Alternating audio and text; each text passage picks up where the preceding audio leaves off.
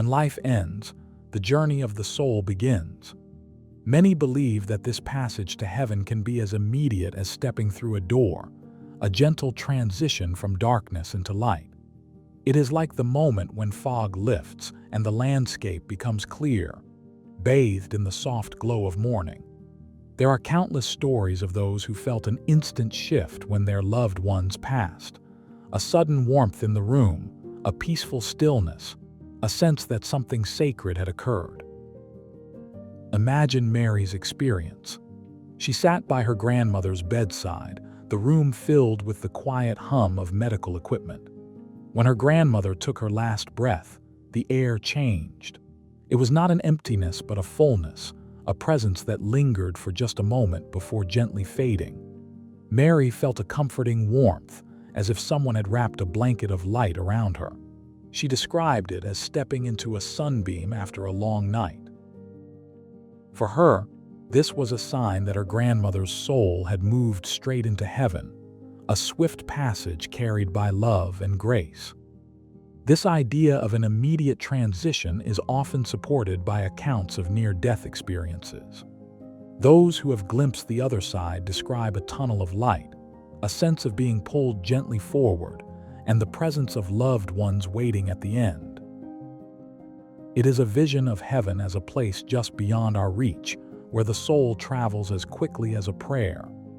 In the Christian tradition, this is echoed by the words of Jesus, "Today you will be with me in paradise." It suggests that for some, the path to heaven is not a journey but a step, instant, profound, and filled with peace. But not every story follows this pattern. Some souls seem to linger, as if they walk a slower path through the mist, taking time to find their way. These are the stories of lingering souls, where the journey to heaven is more like the gradual unfolding of a dawn. Instead of an immediate ascension, the passage is steady, guided by the love of those left behind. John experienced this with his father. After his father's passing, John would wake up at exactly 3:33 a.m. every night. He felt a presence, a sense that his father had not yet moved on. It was only after a heartfelt family gathering, filled with shared memories and prayers, that the disturbances stopped. It felt as if the warmth of love and the light of remembrance had become a guide, showing his father's soul the way to peace. In traditions such as Judaism, this idea is woven into rituals. The belief that the soul remains close for 7 days allows time for gentle separation. Prayers and rituals serve as lanterns in the fog, guiding the soul toward the light. The living in these moments act not as anchors holding the soul back but as lighthouses, offering a safe passage through the mist. The journey to heaven, whether instant or gradual, is often marked by signs. Feathers in unusual places, the soft flicker of a candle, a familiar scent where none should be. These symbols act as bridges, reminders that the soul is still on its path, moving from the twilight of this world into the eternal dawn of the next. For those who remain, these signs are more than comfort, they are a message. They say, "I am still here, still moving forward, still surrounded by light." They invite us to become part of the story, to offer love and prayer as a gift that helps complete the journey. Because sometimes, the light that guides a soul to heaven comes not just from above but from the warmth of those who loved them on earth. Not all souls take an immediate path to heaven.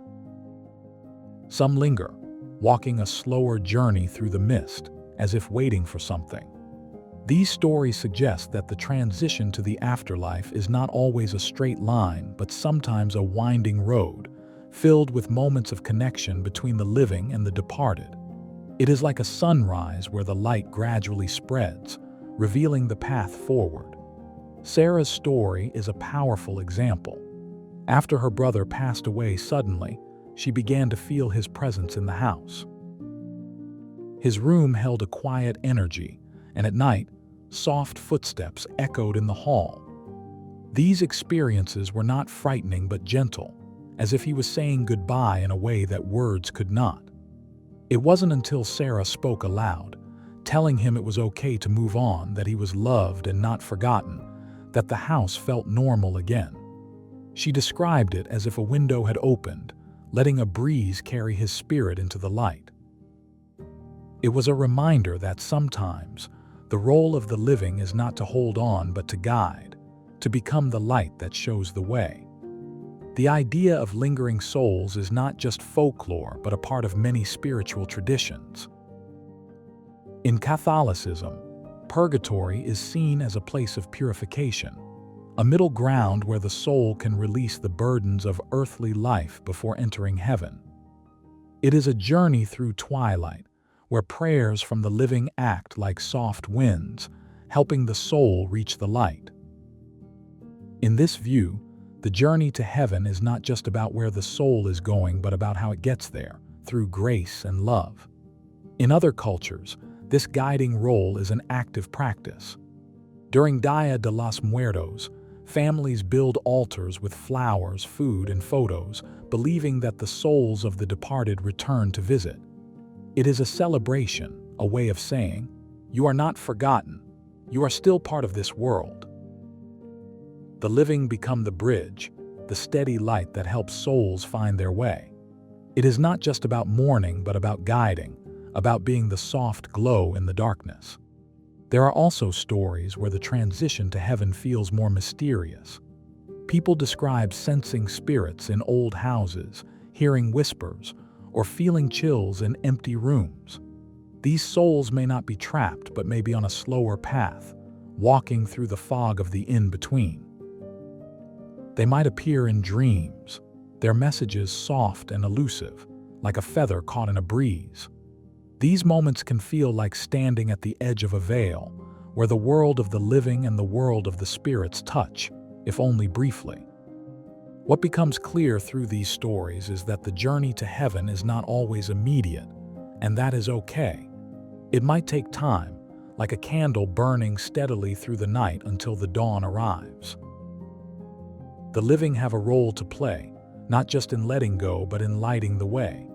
Speaking love, offering prayers, holding memories gently. These acts become a part of the passage, a part of the light that calls the soul forward. The final message of these stories is not just about where the soul goes, but about how love creates a path. Heaven may not be a distant place, but a state of being, a homecoming to peace. The journey there is not always quick, but it is always guided by light. Sometimes from above and sometimes from those who remain behind, their hearts like candles in the dark.